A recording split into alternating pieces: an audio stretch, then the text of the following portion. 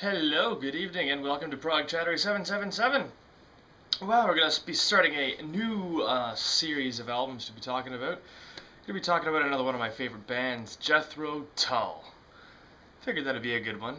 Obviously, I like bands with longevity that, released a lot of albums and thereby created an interesting story for me to kind of chat about. So yeah, I'll be going through the whole Jethro Tull catalog.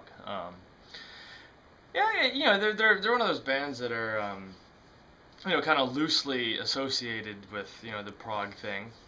They flirted with it for a few years in the '70s, and they've always had that sort of edge, that technical edge.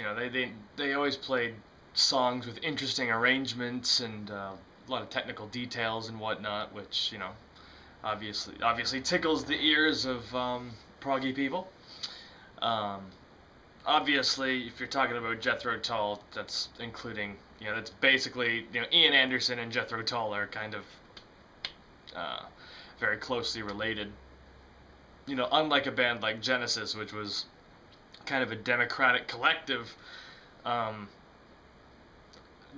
pretty well most of Jethro Tull's career has been, the vision of Ian Anderson. So, I'm also going to throw in his solo albums as Walk Into Light. Unfortunately, I do not yet own Divinities, so I may skip that one, and then whenever the time and motive and financial means come around, I'll be able to pick up Divinities one of these days. But I will do Secret Language of Birds by Ian Anderson, because that's a really, really good album.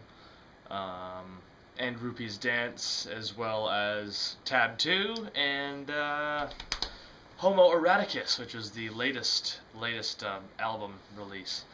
So yeah, it should be a fun journey. It's definitely the longest one I've embarked on so far. So it's gonna take some time, but won't be hard to talk about because, like I said, Ian Anderson and Jethro Tull. It's one of my favorite things from that era, and they made lots of other good things in the '80s and '90s as well, and 2000s and 2010s.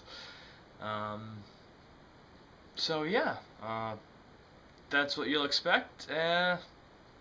It's gonna be me talking about Jethro Tull.